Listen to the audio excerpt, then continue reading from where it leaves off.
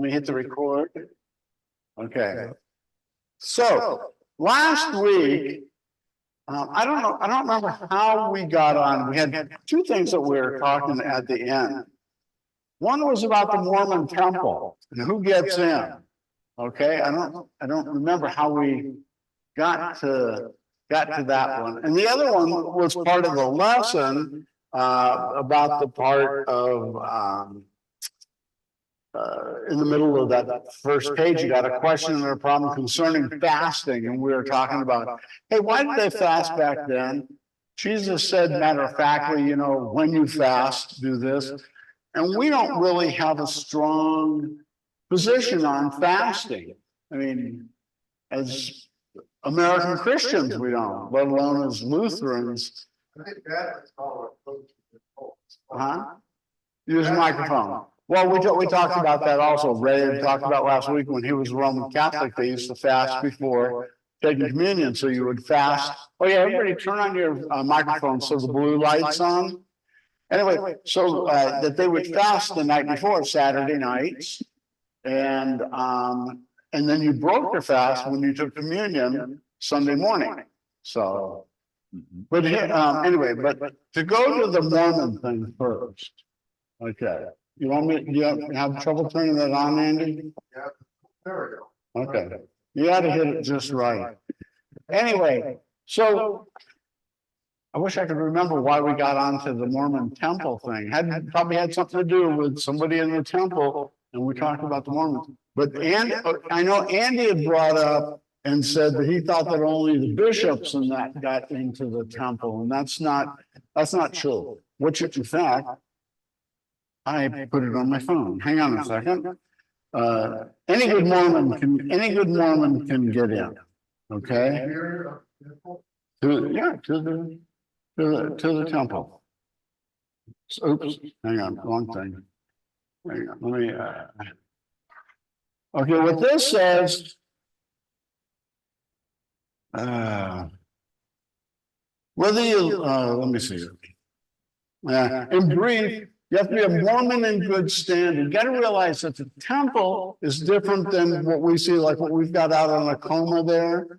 You know, that's their church. I don't know if they call it their wards, because they have, well, no, it's their church. I'm going to call it church. And then what they do is they have different wards within the church. So they may have 3 different services on a Sunday of different groups of people. So like if you are Mormon and you move to Lake Havasu, I think it probably goes by where you live. Like that, you would be in that ward, but you go to the building on Acoma to do your Sunday business. And then after you clear out the wards from the other section of town, because the Jehovah's Witnesses do the same. You know, they'll have like 2 services, and they're like 2 separate churches that meet in the same building. And if you ever walk along the channel in the early mornings, they get there at 6 o'clock, and I think they stay till about 8, and they set up their little rack and they sit on the bench, and they don't jump out at you when you walk by, but I stop by and I talk to them all the time. But here's the thing. So the Jehovah's Witnesses, they have 2 wards. They don't call them wards, 2 churches that meet there. So if you wonder who gets the pickings for where to sit, the people on the ferry side of the bridge, they're one group, and the ones that are on the resort, you know, the London Bridge Resort side, they are from the other, you know, from the other. They only have one temple, that's all. No, there's temples all over the place. No, they're all the same. We think of it because it was like the first temple. The temple in Gilbert is just as valid as the temple, and they have the same rules. So you go to church in your ward, or whatever you call it, but if you want to go to the temple, you have to be a Mormon in good standing. Okay, and then the good standing is you have to have the blessing of your bishop. You know, now their bishops aren't like our bishops. They're, you know, they have no paid clergy. You know, yeah, I mean, they're just guy in a business suit, and he's the bishop.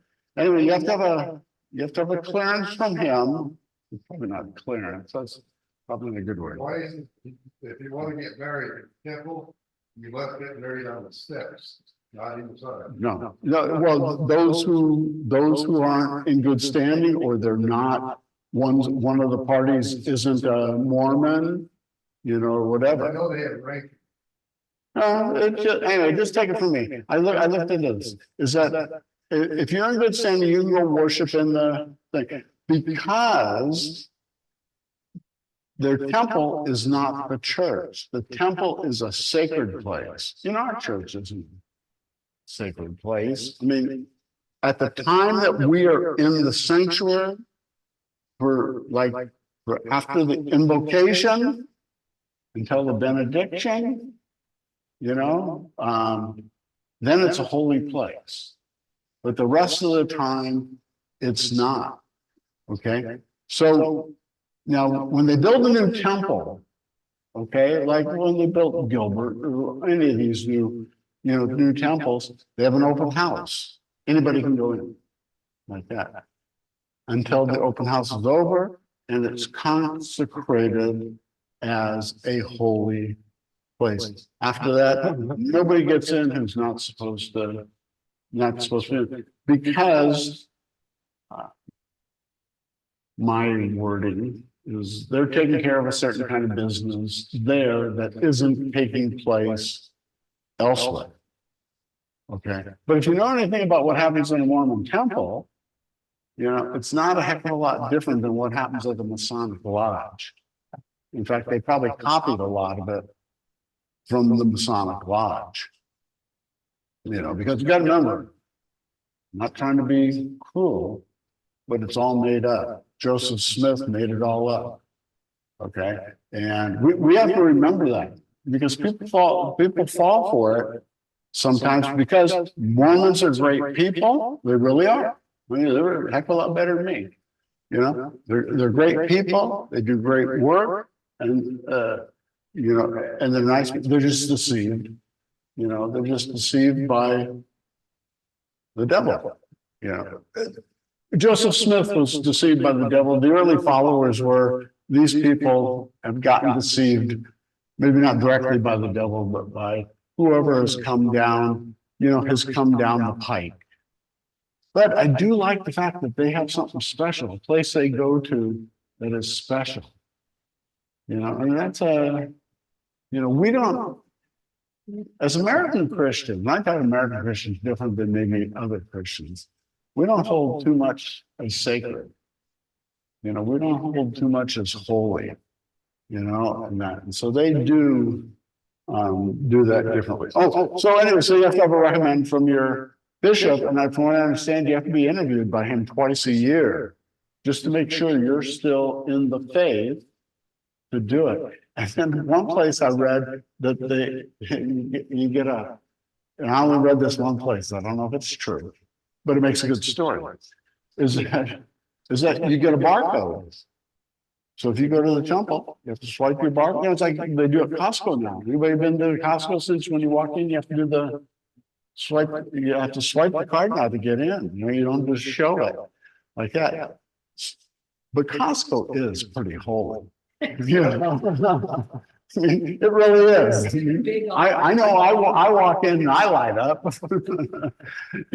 but anyway, so I don't know. So you swipe the card. So I guess if, Andy showed up, you got nothing to swipe, tries his Costco card, you don't get, you don't get in. Next week, I'll follow up on the fasting. I do have some stuff on the fasting stuff that we left there. So we had left off last time. Well, we did the part where it said a question, a problem concerning, fasting, and that was where John's disciples came to Jesus and said, "How come us and John fast?" Or maybe the Pharisee asked John's disciples. Anyway, but you guys don't. And Jesus' answer was, you fast when the king's not there, when the bridegroom's not there, you fast, but when the bridegroom comes, it's a feast time. That's what it's basically saying. And so while Jesus was walking on the earth, it was a feast time. And he said, when the bridegroom's gone, then it'll be a time to fast. Okay. But the fact that he was saying it so matter of factly, is like the when you fast do this, means there must be something to the fasting that was expected, that the people, that people just did naturally. So, but I'll talk a little bit about that last. I'll just spend 5 minutes on it though. So we're on the part, we're in chapter 9, verse 27 to 31, where it says that Jesus heals. What is it? No, we got a girl restored to life, which is the power of Jesus shown as power over darkness. Okay, so it says, this is verse 18. I'm sorry. So it's chapter 9, verse 18. It says, while he was saying these things, and that's important because, like we said, I think I said last week, Jesus just doing one thing after another after another. He never gets to call in sick with a bad back, And on the Tuesday of the first week and the second something, Jesus was laid up with a bad back, so he couldn't, he couldn't come out and do his duties for 3 days. You don't run into that. You get, while he was saying these things, to them, behold, a ruler came in and knelt before him, saying, my daughter has just died, but come and lay your hand on her, and she will live. And Jesus rose and followed him with the disciples. And behold, a woman who had suffered from a discharge of blood for 12 years came up behind him and touched the fringe of his garment. For she said to herself, if only I touch his garment, I would be made well. Jesus turned and seeing her, he said, take heart, daughter, your faith has made you well. And instantly the woman was made well.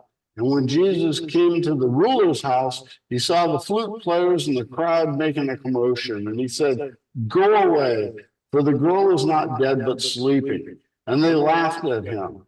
But when the crowd had been put outside, he went in, took her by the hand, and the girl arose. And the report of this went throughout the district.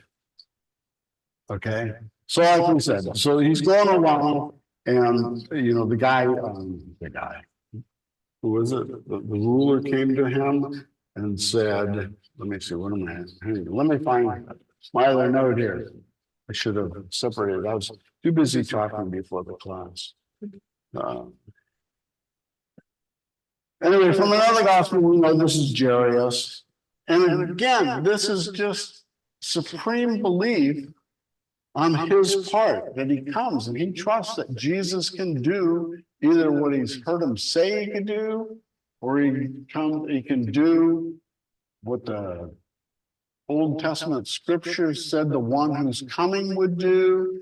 I mean, he just believes, and this is a hope that we have to have, is that we've read it, that we've heard it, that we know it's true. It's just that when the time comes, that we have the resource within ourselves to believe it and act, and act on it.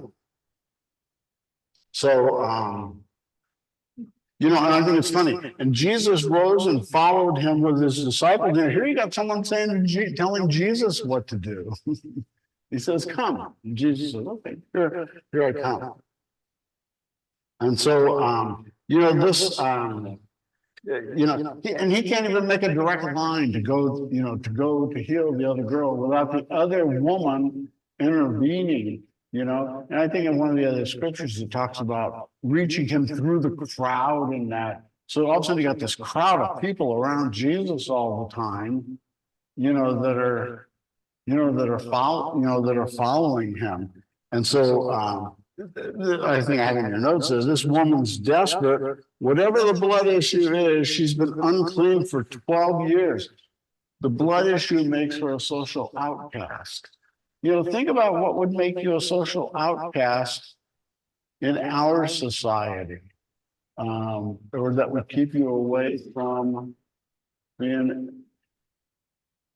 being acceptable to come to church, because there's really nothing that keeps you from coming to church. We don't have that kind of a church society, but something, I don't know what it might Anybody have a thing that they can think of what will make you a social outcast at church? But it was a big deal back then. That's the thing, you know. You got to remember, if you were an outcast for whatever reason, you had no place else to go. Where are we going to see? If you became an outcast, just say you became a persona non grata at church. You just did stuff to make enough people mad, okay, or to not want you here. You could have been the best person in the world, but we're a bunch of cranky people, so we don't want you anymore. Well, so what's the big deal? You walk out the door, you go down 5 blocks, and you go to the next church. It's not. That's why excommunication is hard. Hang on just a second. That's why excommunication is so hard. You know, I mean, churches should practice excommunication,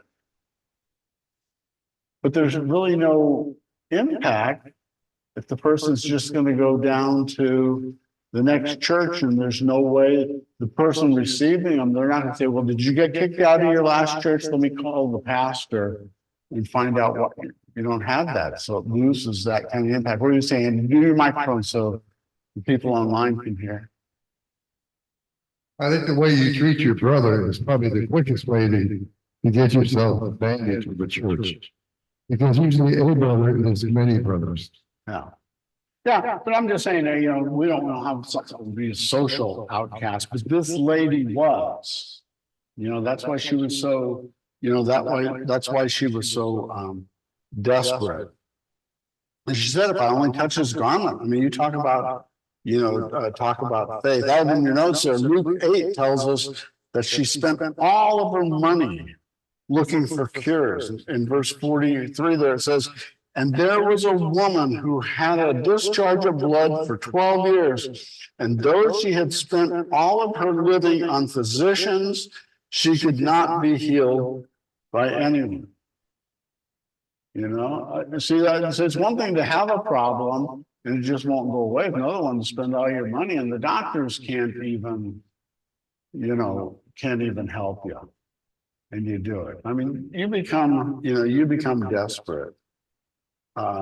So Jesus told her, take heart, daughter, your faith has made you well. And instantly, the woman was made well.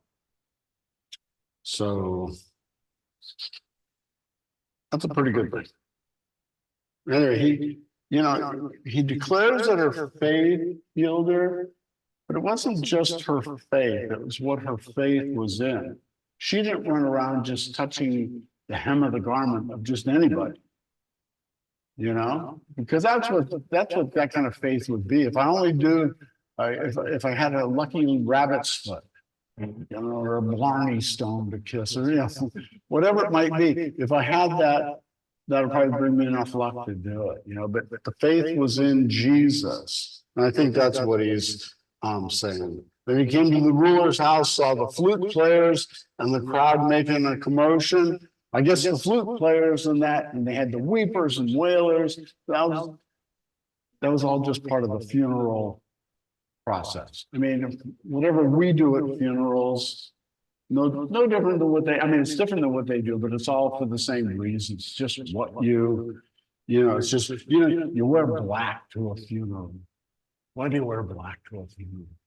I don't know that many, I mean, I don't know all people do nowadays, but you know, what's that all about? It's just something we do at funerals, you know. So, I thought I heard somebody. Okay. He said, so he tells the people, go away, for the girl is not dead, but sleeping. And they laughed at him. I just like the way he does that. Go away. Get out of here. You're making the situation worse, you know. But Jesus knows the whole story. The others know only enough to laugh at Jesus. When Jesus says she's sleeping, I mean, she's dead, but he knows that for the believer, it's only sleeping. Whether and he tells her to, you know, rise, you know, like that. And like he tells so many people, just to rise. And that's what he'll tell all of us at the day of the resurrection.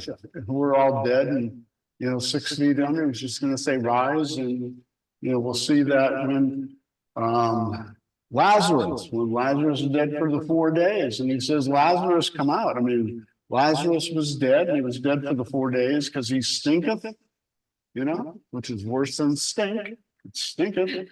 All right. But he just says, Lazarus, come out. And he had to pinpoint it. He had to say Lazarus's name, because if he said, come out, all of them would have come out. Okay. So again, but again, Jesus is just going through these step by step to show that he is God, that he has the power of God. He has the power over death and darkness. We'll see, I think the next one was with the blindness. So he's got that power over darkness also. And that's what we need to know and believe and trust in about who Jesus is. So it says, but when the crowd had been put outside, he went in, and that's when he told them to come. It says in 26, and the report of this went through all the districts. News spreads. I mean, you gotta remember, people can't text. We'll see. People can't text and say, what do they do? What do they do on Twitter? Or what do they call it when they send it out over and over again, or they have people send it out? Pardon? Well, yeah, for trending and, all of that, and all of a sudden somebody makes a statement, then it goes out to 1,000 people who send it out to 1,000 people. They couldn't do this. I mean, they had to go wherever they went. They had to do it, by voice. So in 2029, wait a minute, let me get my. Right. 27. Jesus heals the 2 blind men, 27 to 31. It says, and as Jesus passed on from there, 2 blind men followed him, crying aloud, have mercy on us, Son of David. When he entered the house, the blind men came to him, and Jesus said to them, do not believe that I am. Do you not believe? Do you? Hey, don't mind me, I'm just speaking in tongues. I can do this. Do you believe that I am able to do this? They said to him, yes, Lord. Then he touched their eyes, saying, according to your faith, it has been done to you. And their eyes were open, and Jesus sternly warned them, see that no one knows about it. But they went away and spread his fame all through the district. Okay, so again, it's the same thing. They come to him. They know, at least, at the very minimum, they know he's special. That, hey, this guy can, can do something. But they call him Son of David, which is a big, it's a big deal. And Son of David back then means something. Today it's just a last name, Davidson. But have mercy on us, Son of David. I think they relate it to this thing with the forgiveness of sins thing here about show the mercy. When he entered the house, he said, do you believe that I am able to do this? So this is the key. Do you believe that I am able to do this? And they say, yes, Lord. Call him Lord. Then he says, according to your faith, it's been done. So again, it's the same thing. It's not just a faith in a faith. It's in a faith in Jesus. In a faith in the one that they're putting their faith in. Because you ask a lot of people, why are you a Christian? And they go, well, I have faith. Why do you believe the Bible? Because I have faith. What does that mean? I mean, a Mormon has faith. Mormon gets the extra burning in the bosom to confirm his faith. But we end up by having faith in faith. It's called fideism. Just faith. I have faith in my faith. There's no object to that faith. But every one of these instances that we see, Jesus points that out. Do you have faith in me? Do you have faith that I can, do this? So again, I think that he's showing his, his power over the darkness. So let's go to the next one. I don't think there was anything. You know. Oh, anyway, yeah, but they went away and spread his fame throughout the land. It almost seems like the first act of a Christian is to be disobedient. You know, and Jesus says, "Don't do it," and we do it. But see, that's the way we should be. I mean, not be disobedient. That's the way we should be about our faith. Our faith should be so strong in us. Our faith in Christ should be so strong in us that we can't keep from telling people about what happened. Good news. Pardon? Good news. Well, yeah, but the thing is, you wouldn't think that we thought it was the good news if we're not, you know. I used to, back when I had more energy and I guess I could be more combative or something. You used to go to the mall, you know, and you'd have to wait in line or something like that. I remember one time they were doing something in an Apple store, and Janet had to have an Apple something. I've never used an Apple product. I'm still an American, but but yeah, I just sit next to people, and you just strike up a conversation. And he goes, I was talking to some people the other day, and they were talking to me about Jesus. What do you think about Jesus? Talking about starting a conversation. I mean, you either get a cold shoulder or you get something, you get something going. And people will talk to you. I mean, they may not tell you what you want to hear, but they will talk to you. And that's where our faith should be, that these people go out and they spread their faith. A lot of times, this is the bad part about America. I mean, this isn't bad about America, but I mean, bad part in America is that we all grew up at a time where you assumed everybody was a Christian because the culture was, Christian. And now we assume that people are still Christians, and they're not. They're either generationally, it's been left behind because their parents didn't raise their kids in the faith, or you have people from other countries that have other faiths, and cultural atheism or agnosticism just spreads in the country. And then you get these surveys out of the Pew organization that say only 30% of Christians believe that Jesus is God.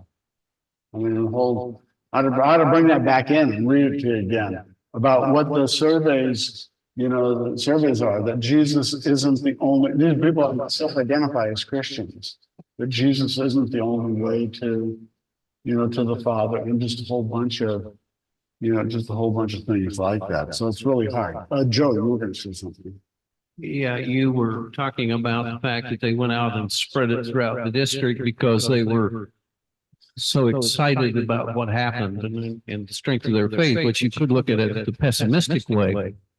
And that is, as you would, which I would, which is that they couldn't keep Christ's commandments any better then than they do today, because he commanded them, don't go do that. No. See, I don't know if we talked about this a couple of weeks ago. I mean, the reason Jesus didn't want all the crowds going was because Wasn't his time. wasn't his time, but I think also then it becomes more like he's a magic worker. He's a shaman of some kind, and society was filled with, those kinds of people. Who was it?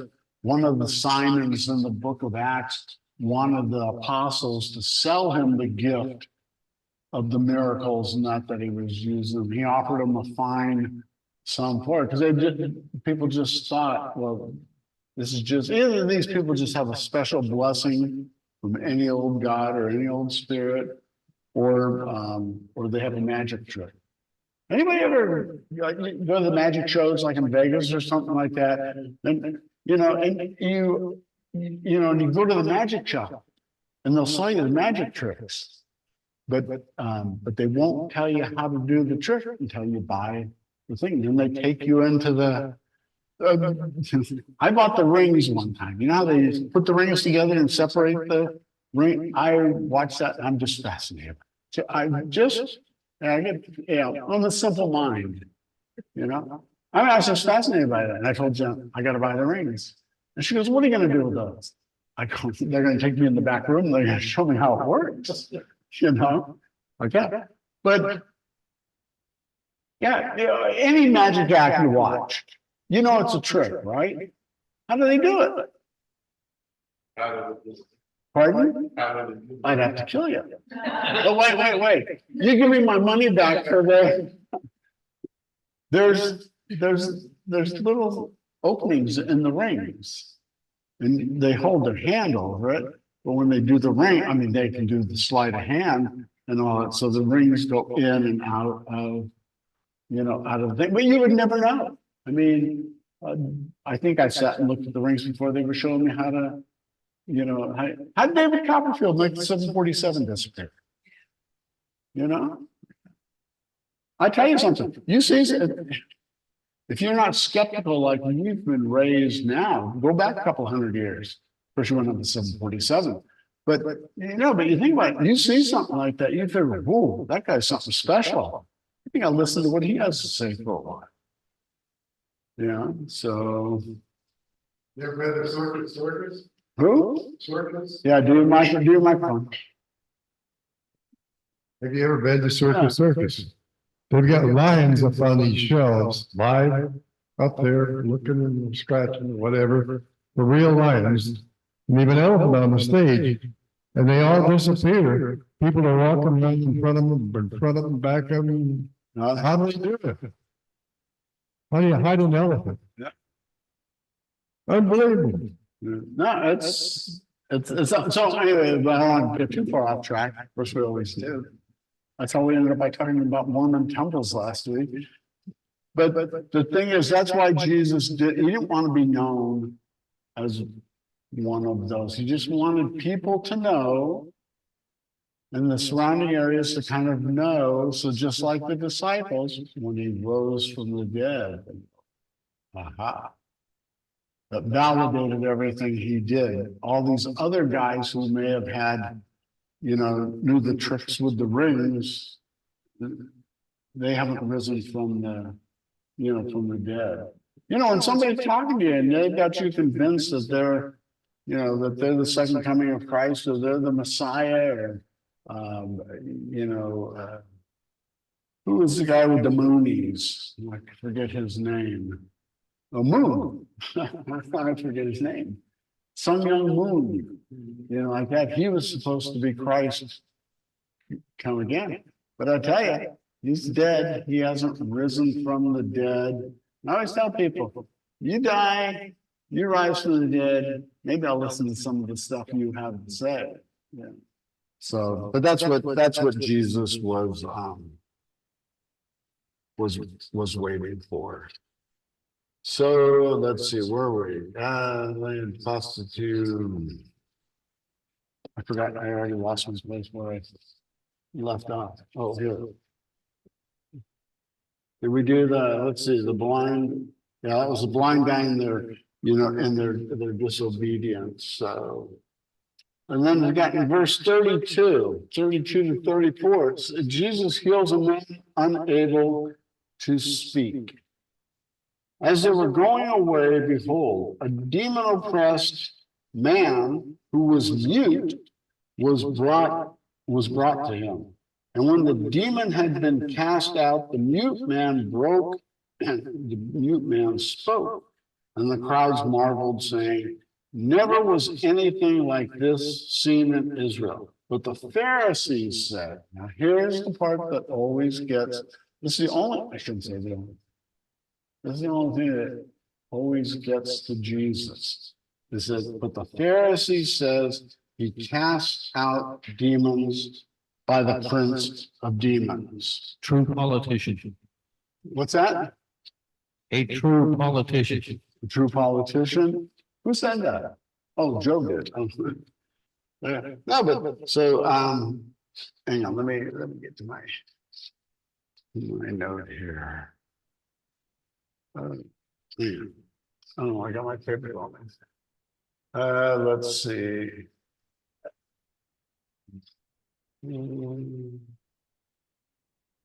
Okay, so everywhere Jesus goes, he's confronted. I got this in your notes. He's confronted by the wages of sin. Okay. That's what all this stuff is, the wages of sin. Romans 6:22 and 23 says, but now that you have been set free from sin and have become slaves of God, the benefit you reap leads to holiness, and the result is eternal life. 23 is, for the wages of sin is death, but the gift of God is eternal life in Christ Jesus our Lord. This isn't necessarily our sin. Some of our sin makes us sick, kills us. We just do stupid things, and but she's talking. I think he's talking about the wages of sin, the sin created by Adam and Eve back in the garden. Broke the world and caused death in the world. Okay, and this is what Jesus is always running into. That's why people are blind. That's why people are they die, and he raises them to show that he has that power over them. So when the demon had been cast out, the mute man spoke, and the crowds marveled, saying, never was anything like this seen in Israel. They probably had never seen a demon cast out, before. That's why a couple of weeks ago, that guy on the east, side of the Jordan, the Gadarenes, had a legion worth of demons in it. There was nobody to cast them out. All of a sudden to see a demon cast out. Towards the end of the book of Revelation, it talks about, in chapter 20, it talks about the binding of Satan. And it says that Satan was bound for 1,000 years. And people think that just means that, you're like thrown in jail and you can't do anything to anybody. But what it is it says Satan is bound.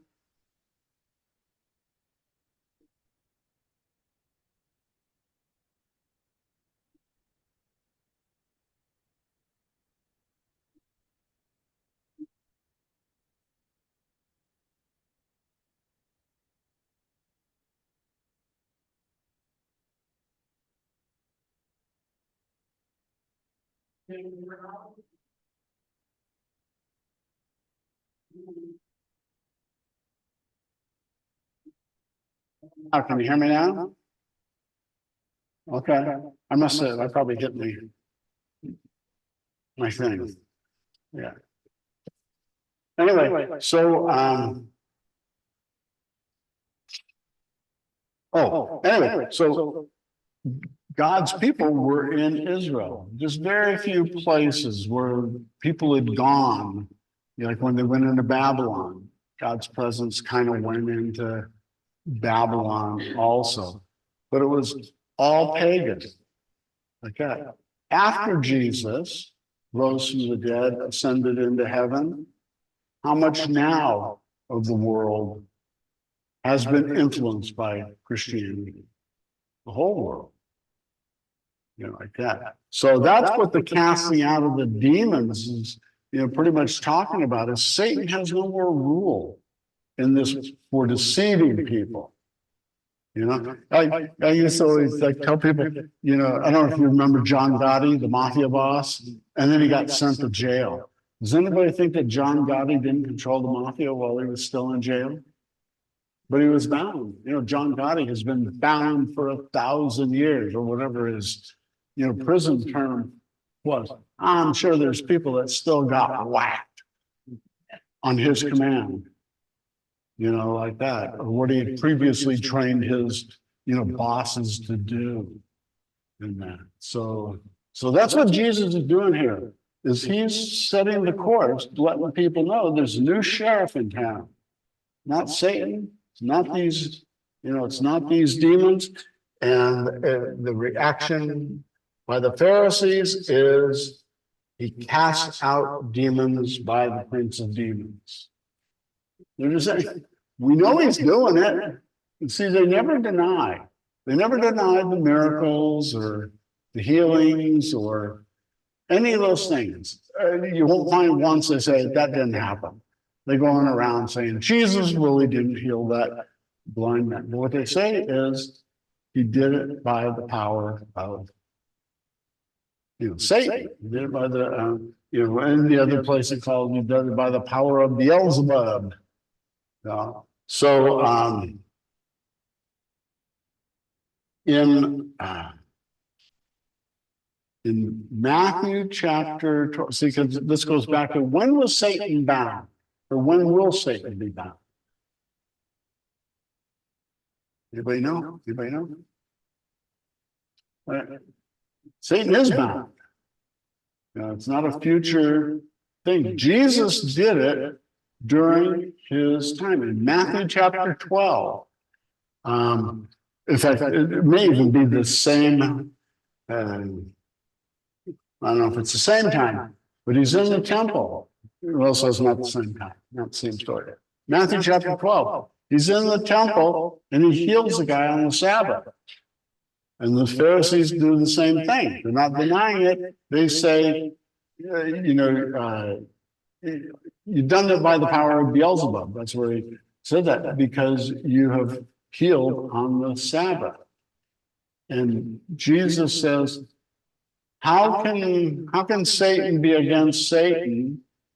Or whatever he says about how can you do that? A house divided, it makes a house divided. You can't do it. But then he says, tells the parable about the strong man, the man who entered the strong man's house and bound him to loot his goods. Okay, yeah, that's what he says. So he's telling the story. So he says, that, yeah. They entered the strong man's house, strong man being Satan. The one entering the house is Jesus. He binds Satan and he loots Satan's goods. What are Satan's goods to be looted? Us. We're the loot. We're the loot. He bound Satan so he could steal the loot. And that's when he said he bound Satan. Okay. A lot of people think, no, that's going to be at a thing that's at the end of time, at the beginning of the millennium. But they have a different understanding of what the millennium is. They think that the millennium comes at the end of time, and Jesus comes back and rules on earth for 1,000 years. And he can do so because he bound Satan. In Revelation 20, it's very clear that the binding of Satan is what starts the millennium. But if you look at Satan being bound in Matthew chapter 12, we're in the millennium right now. We are from the time of the ascension, from the life, death, and resurrection and ascension of Jesus until his second coming. That is the church age. That's the millennium. And Satan is bound, and we're to be doing the work, But what we do is we let Satan stop us. We let the demons stop us. All they do is make accusations, and we fall for the accusations because our faith isn't strong. Another example, Satan. Okay, so you got this big Rottweiler. They're pretty mean dog, right? They'll scare the jeebers out of you.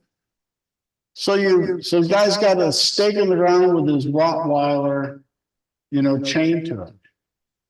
And that Rottweiler, you're walking by on the sidewalk, and that Rottweiler charges at you. He's a barking and what's your feeling? You're pretty scared. Just before he gets to the sidewalk, the chain tightens. He's on a chain that's not long enough to get you. But he's on a chain. But he's there that he can scare you. He can take your mind off Jesus, like that. So anyway, so I just bring that out as far as the casting out the demons. Let me get to my reading sheet here. It says, so it says it's got in verse 35. It says,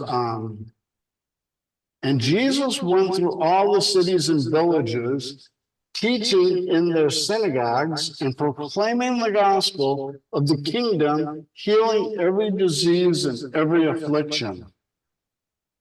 And here he's just showing he can heal at will. You know, it just says he's going through, now, and he's teaching in the synagogues, proclaiming the gospel of the kingdom, and healing every disease. So that preaching of the gospel and the kingdom, go together with the, with the healing. You gotta remember, the preaching is the important part. The healings are just the punctuation mark that say, here, this adds the validity. The same thing with the resurrection. The resurrection doesn't save us. Like that, our salvation came on Good Friday. That's where Jesus did all the work to defeat the devil, and win over darkness and all that. The resurrection is the punctuation point that says this is true. Yeah. So that's what he's doing here. He's preaching the gospel of the kingdom, but the healings come afterwards. And then in verse 36, he said, when he saw the crowds, he had compassion on them because they were harassed and helpless, like sheep without a shepherd. Then he said to his disciples, the harvest is plentiful, but the laborers are few. Therefore, pray earnestly to the Lord of the harvest to send out laborers into his harvest. Like that. Now, it's important that you look at the crowd, even doing all, I mean, these are just multitudes of people. And all these people, they don't just live in poverty and despair. I mean, their despair is because they have no hope in life. And he says, how do we get to, this is even Jesus talking. It's like pretty much, how do we get to all these people? The harvest is ready. All these people are ripe for harvesting to come to, come to me, come to the Lord, like that. But the workers are few. Yeah. And so he says, the harvest is plentiful, but the laborers are few. Therefore, pray earnestly to the Lord of the harvest to send out laborers into the harvest. That would be us. That would be us of all generations. To be those who go, go to do the, do the harvesting. I mean, think about a farmer. I've never been a farmer. I once grew radishes, I think. But what did you say? That is random. No. But just think, a farmer, they wait for the harvest to be ready. And what happens when the harvest is ready? It's 24/7 that you're working to harvest that, because you got to get it right now, but in the meantime, you're just kind of sitting back, all the stuff's growing, all the stuff's happening, like that. And then boom, it's time like that. So that's the call to, us, is to make sure that we are alert to, those that, what did he say? Because they were harassed and helpless, like sheep without a shepherd. And that's a good many people, whether they know it, whether they know it or not. Now, if you were in your Bibles in Matthew chapter 9, you would notice, and I think that Matthew placed this here, just to be right, it's the calling of the disciples. Now, he's already got the disciples. They've been traveling with him all this time. But he puts, I think, I haven't talked to him yet. Get a hold of Matthew one of these days. But I think he put it there purposely. Is that talks about the harvesting, and then he's got Jesus calling his disciples to do that very. So, any questions? Okay, so I guess that's it. No questions, huh? Thank you, Gene. Oh, thank you. Let me see. Okay, well, let's close with Lord's Prayer. And well, how about online? Ray, you got any? You're quiet, Ray. Your sinuses must be acting up. Oh, I think he froze up. Ray froze up. Howard, you guys okay? Howard and Linda? Okay, let's close with Lord's Prayer. Our Father, who art in heaven, hallowed be thy name. Thy kingdom come, thy will be done, on earth as it is in heaven. Give us this day our food. Forgive us our trespasses, as we forgive those who trespass against us. And lead us not into temptation, but deliver us from evil. For thine is the kingdom, and the power, and the glory, forever and ever. Amen.